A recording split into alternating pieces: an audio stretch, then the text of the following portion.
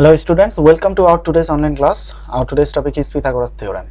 So what is Pythagoras theorem? You know about right angle triangle, right? A right angle triangle is a shape which only one angle is 90 degree, like this one. Here uh, these two sides including 90 degree angle are called the legs, and the side opposite to 90 degree angle is called hypotenuse. Hypotenuse. So this is important. So who was Pythagoras actually? If you open your math book in chapter 9, page number 152, you can see there is written some information in 6th century BC. BC means before Christ. Greek philosopher Pythagoras discovered a special property of right angle triangle. This property of right angle triangle is known as Pythagorean property. It is believed that before the birth of Pythagoras, even before Pythagoras, it was used by the Egyptian or Greek people, but there was no idea about the property, but they used it. In this chapter we shall discuss the property of right angle triangle, and we will solve this type of problems related to right angle and its three sides. So at first, right angle triangle in figure ABC, this is a right angle triangle with ACB is the right angle, therefore AB is the hypotenuse. AB means this side which is equal to C is written. C is the hypotenuse here, and the other two sides are AC and BC, and we denote these two sides as B and A. So there, if you are asked to draw right angle triangle whose two side is 4 centimeter and 3 centimeter, then what will be the third side? If you draw a right angle triangle where one side is 3 centimeter, another side is 4 centimeter, then the hypotenuse must be 5 centimeter. It will happen, must happen. This is called the triplet. That means the three sides ratio of a right angle triangle should be 3, 4, 5. It may be 6, 8 or 10. One side is 6 centimeter, another side is 8 centimeter, then the third side will be 10 centimeter. It will happen. There also can be 5 centimeter and 12 centimeter and 13 centimeter. Why this happens? This is the ratio. This is called the Pythagorean triplets, right? Triplets. So what is the cause behind these triplets? There is a formula, a special formula. Always you will get this type of triplet if you use the ratio of triangle. So what is the cause behind this? Let's say 3, 4, 5, 3 square plus 4 square, which means 3 square is equal to 9, 4 square is equal to 16 is equal to 25, and 25 will be 5 square, can be written. So 3 square plus 4 square can be written as 5 square here. Another one, 6 square plus 8 square can be written as 10 square. Another one, 5 square plus 12 square can be written as 13 square. So these are the reason for triplets, and this reason is known as the Pythagorean formula or Pythagorean property. Now we are going to prove Pythagoras theorem there are many ways to prove it. Through the internet you can see there are more than 300 plus ways to prove Pythagorean theorem, but in your textbook only 3 methods are given, which are the easiest to understand. Now what the Pythagorean theorem states, the statement, that means the question: In a right angle triangle, the square on the hypotenuse is equal to the sum of the squares on the two other sides. That means it is said that in a right angle triangle, the sum of the squares of hypotenuse, sum of the square of the hypotenuse, that means here the hypotenuse is c, that means c square will be the sum of the squares of the other two sides, that means b square and a squares. So c square will be a square plus b square. This is the statement, or this is the problem, this is the question of Pythagoras theorem, or this was the statement. Now we want to prove this theorem with the help of two right angle triangles. Proposition: let ABC is a triangle. ABC is a triangle where angle B is the right angle, that means angle B is the 90 degree.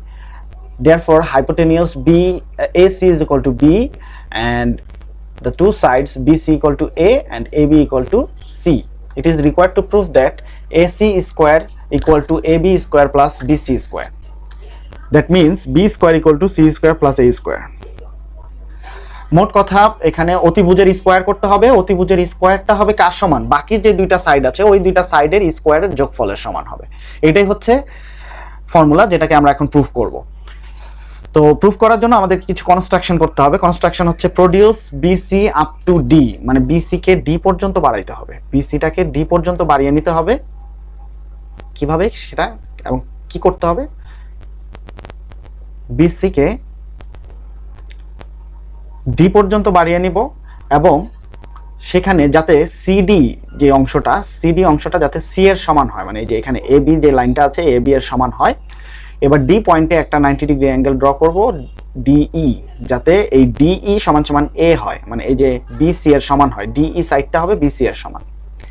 এরপরে আমরা C আর ইটাকে যোগ করে দিব এবং finally এ ইটাকেও যোগ করে দিব, finally এ ইটাকেও যোগ করে দিব। অলরাইট, তাহলে এই যে ড্রয়িংটা আমাদের হয়ে গেল। এখন আমরা প্রুফে কি কি লিখতে পারি, প্রথমে হচ্ছে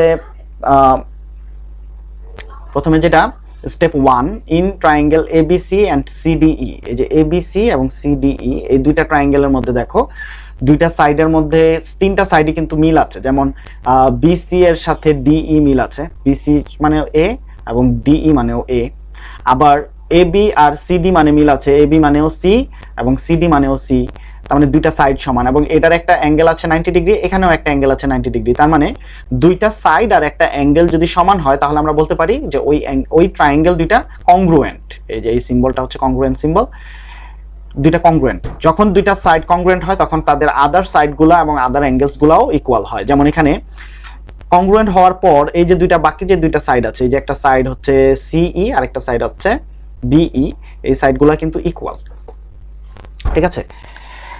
তাহলে এই যে এই সাইডটাও বি, এই সাইডটাও বি, এই দুইটা সাইডও ইকুয়াল এবং এই ট্রায়াঙ্গেলের বাকি অ্যাঙ্গেলগুলোও ইকুয়াল, যেমন এইটা আর এইটা ইকুয়াল, এইটা আর এইটা ইকুয়াল, ঠিক আছে। এই অ্যাঙ্গেল দুইটা ইকুয়াল, এই অ্যাঙ্গেলের সাথে এই অ্যাঙ্গেল, এই অ্যাঙ্গেলের সাথে এই অ্যাঙ্গেল ইকুয়াল হবে, এটার সাথে এটা আর এটার সাথে এটা, এই অ্যাঙ্গেলগুলো ইকুয়াল, ঠিক আছে। এখন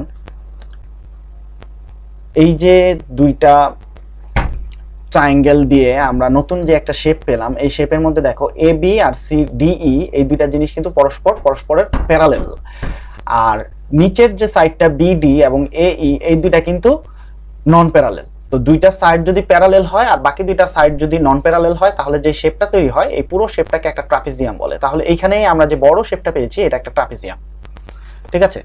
বড় শেপটা যেটা পেয়েছি এটা একটা ট্রাপিজিয়াম। আবার এর মধ্যে আছে যে এসিবি এবং বিএসি এই দুইটা অ্যাঙ্গেল মিলে কিন্তু একটা 90 ডিগ্রি হয়, যেহেতু একটা ট্রায়াঙ্গেলের মধ্যে তিনটা অ্যাঙ্গেলের যোগফল হয় 180 ডিগ্রি, এর মধ্যে একটা অ্যাঙ্গেল 90 ডিগ্রি আছে, তাহলে বাকি যে অ্যাঙ্গেল দুইটা আছে তার মানে এই যে এখানে আমরা এই অ্যাঙ্গেলটার কথা বলতে পারি, এই অ্যাঙ্গেলটার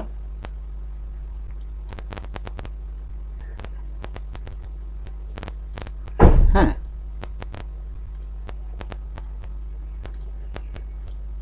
এখানে এই অ্যাঙ্গেলটা আর এই অ্যাঙ্গেলটা, এই দুটো অ্যাঙ্গেল এই যে ইয়েলো কালার করে দিয়েছি, এই দুটো অ্যাঙ্গেলকে যোগ করলে কিন্তু কি হয়, এই দুটো অ্যাঙ্গেলকে যোগ করলে 90 ডিগ্রি পাওয়া যাবে। তাহলে এই দুইটা অ্যাঙ্গেল যোগ করলেও 90 ডিগ্রি পাওয়া যাবে। আর এই অ্যাঙ্গেল, এই যে ইয়েলো কালার অ্যাঙ্গেলগুলো, চারটা অ্যাঙ্গেল, এই দুইটা অ্যাঙ্গেল মিলে যদি 90 ডিগ্রি হয়, তাহলে মাঝখানেরটা একাই 90 ডিগ্রি। ঠিক আছে, মাঝখানের এটাও 90 ডিগ্রি হবে। তার মানে এখন এই যে ভিতরে যে ট্রায়াঙ্গেলটা আছে, এই ট্রায়াঙ্গেলের মধ্যে আমরা তাহলে তিনটা ট্রায়াঙ্গেল পেলাম। ঠিক আছে, তিনটা ট্রায়াঙ্গেলের মধ্যে তাহলে এই যে পুরো ট্রাপিজিয়ামটাকে যদি তিনটা ছোট ছোট ট্রায়াঙ্গেলে বিভক্ত করা হয়, তাহলে ট্রায়াঙ্গেলের এরিয়ার ফর্মুলাটা আমাদের জানতে হবে, ট্রাপিজিয়ামের এরিয়ার ফর্মুলাটাও জানতে হবে। ট্রাপিজিয়ামের এরিয়ার ফর্মুলা হচ্ছে, আমাদের দুইটা এরিয়ার ফর্মুলা জানতে হবে। একটা হচ্ছে ট্রাপিজিয়ামের এরিয়ার formula, area of A trapezium is half into some of the parallel side Times distance. তার মানে এখানে এই যে বড় যেই পুরো শেপটা আছে, এই পুরো শেপের এরিয়ার ফর্মুলা হচ্ছে হাফ ইন্টু প্যারালাল সাইড দুইটার যোগফল। প্যারালাল সাইড দুইটা হচ্ছে কি, একটা হচ্ছে এ আর একটা হচ্ছে সি, এ প্লাস সি। আর দুইটার মাঝখানে ডিস্টেন্স বলতে একদম লম্বালম্বি ভাবে 90 ডিগ্রি করে যেই ডিস্টেন্স বোঝায়, সেটা হচ্ছে এ প্লাস সি, সেটাও এ প্লাস সি। এই হচ্ছে ট্রাপিজিয়ামটার এরিয়া। ঠিক আছে, তো এই ট্রাপিজিয়ামটার এরিয়ার মধ্যে আবার ছোট ছোট তিনটা রিজিয়ন আছে। একটা হচ্ছে ট্রায়াঙ্গেল এবিসি, একটা হচ্ছে ট্রায়াঙ্গেল সিডিই, আর একটা হচ্ছে ট্রায়াঙ্গেল এসিই। এই তিনটা ট্রায়াঙ্গেলের যোগফল কিন্তু, তিনটা ট্রায়াঙ্গেলের এরিয়ার যোগফল কিন্তু আবার এই ট্রাপিজিয়ামের সমান। ঠিক আছে, তাহলে আমরা যেটা লিখতে পারি যে এটা আসলে ইকুয়াল টু হবে,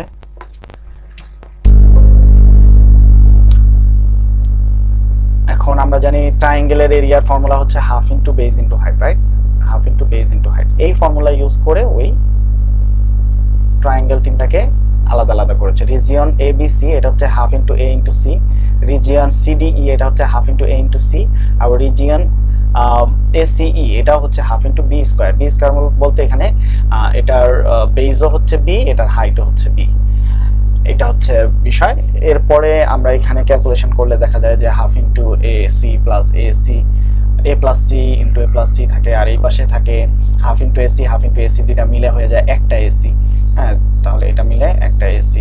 সব জায়গা থেকে যদি আমরা হাফ বাদ দিয়ে দিই, সবগুলো থেকে হাফ বাদ দিয়ে দিলাম, হ্যাঁ, তারপর ক্যালকুলেশন করলাম, ক্যালকুলেশন করে এখানে দুইটা ফর্মুলা হবে, ফর্মুলা দিয়ে বসিয়ে যোগ বিয়োগ করলে B square equal to A square plus AC, এটা প্রুফ আসবে। তো এই ছিল একটা প্রুফ। এরপরে দ্বিতীয় প্রুফ, অল্টারনেটিভ প্রুফ আরেকটা আছে, যেটা একটু ইজিয়ার, কিন্তু আসলে পরীক্ষাতে কোনটা আসবে এটা কিন্তু শিওর না। তার মানে আমাদের সবগুলো প্রুফ, অল্টারনেটিভ প্রুফ সহ সবগুলো প্রুফই আমাদের জানতে হবে, পড়তে হবে। এরপরে যে অল্টারনেটিভ প্রুফ যেটা আছে সেটা হলো একটা মাত্র ট্রায়াঙ্গেলের মাধ্যমে সেটা প্রুফ করা, সেম ট্রায়াঙ্গেল, সিমিলার ট্রায়াঙ্গেল। এটা মানে প্রপোজিশনটা এরকম যে এবিসি একটা ট্রায়াঙ্গেল আছে, এবিসি, যে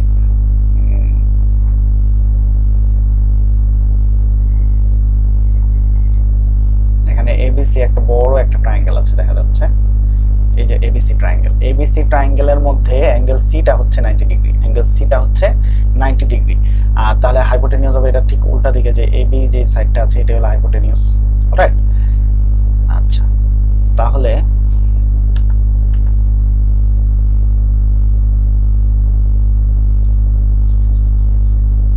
ওকে, তাহলে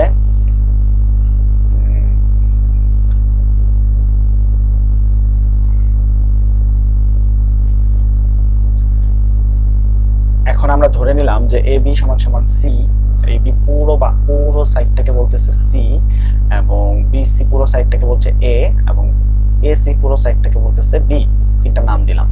ইট is required to prove that AB square equal to AC square plus BC square. তার মানে যে কোনো সাইড দুইটার যোগফল হবে সেটার হাইপোটেনিউসের স্কোয়ারের সমান। তার মানে C square equal to A square plus B square, এটা প্রুভ করতে হবে। এর মধ্যে একটা কনস্ট্রাকশন আছে, draw a perpendicular CH from C থেকে এবি এর উপর, হাইপোটেনিউস এবি এর উপরে একটা সিএইচ নামে একটা পারপেন্ডিকুলার রাখবো। পারপেন্ডিকুলার মানে যে এটা ড্র করবো সেটা এক্স্যাক্টলি 90 ডিগ্রি হবে, যে লাইনটা ড্র করব। এই পারপেন্ডিকুলারটা আসলে এই বড় ট্রায়াঙ্গেলটাকে ছোট ছোট দুইটা ট্রায়াঙ্গেলে বিভক্ত করেছে।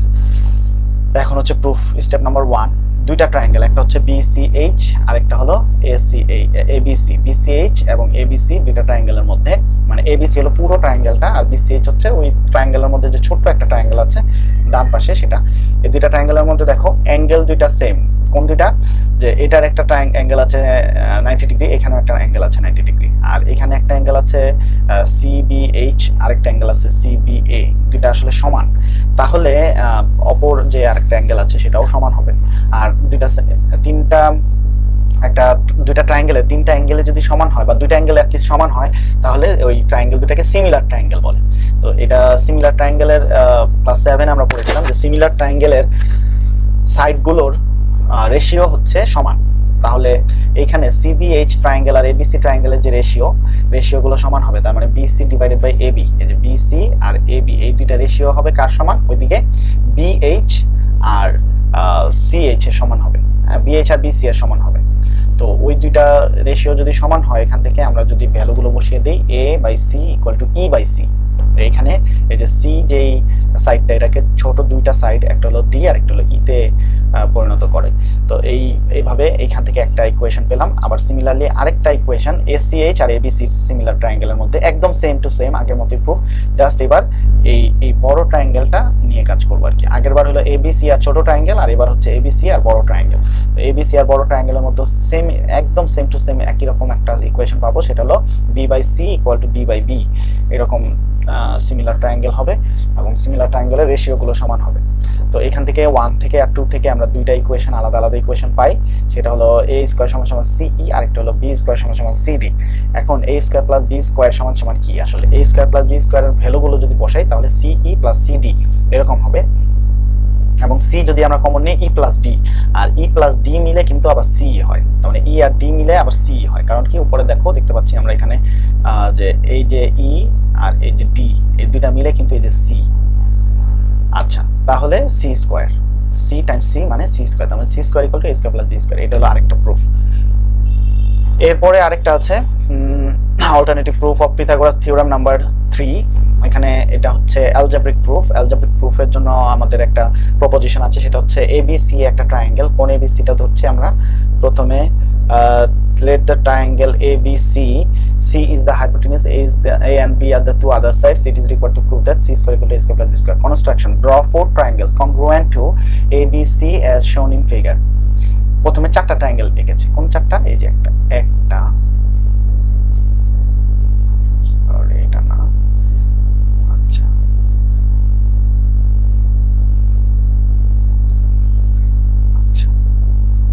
চারটা ট্রায়াঙ্গেল দেখতে পাচ্ছি। একটা হচ্ছে এটা, অলরাইট, হলো একটা ট্রায়াঙ্গেল। এরপরে এ হচ্ছে আরেকটা ট্রায়াঙ্গেল, অলরাইট, এ হচ্ছে আরেকটা ট্রায়াঙ্গেল। এরপরে হচ্ছে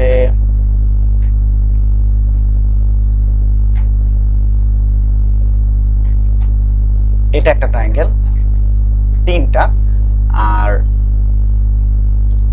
এই একটা ট্রায়াঙ্গেল, চারটা ট্রায়াঙ্গেল এমন ভাবে ড্র করেছে যাতে সবগুলো মিলে একটা বড় স্কোয়ারের মতো গ্রো করে, ঠিক আছে। আর প্রুফগুলো কিভাবে করেছে, যে লার্জার স্কোয়ার যেটা, এই যে বড় স্কোয়ার, এই বড় স্কোয়ারের সাইডটা কি A+B, সব জায়গায় দেখো A+B, মানে বড় স্কোয়ারের সাইড হচ্ছে A+B, তাহলে বড় স্কোয়ারটার ক্ষেত্রফল হচ্ছে A+B²। আর ভিতরে আরেকটা ছোট্ট একটা স্কোয়ার হয়েছে, সেই ছোট্ট স্কোয়ারটার নাম হচ্ছে C²। তার মানে একদম ড্রয়িং থেকে দেখা যাচ্ছে যে বড় স্কোয়ারটা আর ছোট স্কোয়ারটা একদম সমান। তাহলে A+B² এটাকে যদি আমরা ভেঙে দেই ফর্মুলাতে, 4 × ½ × A+B+C,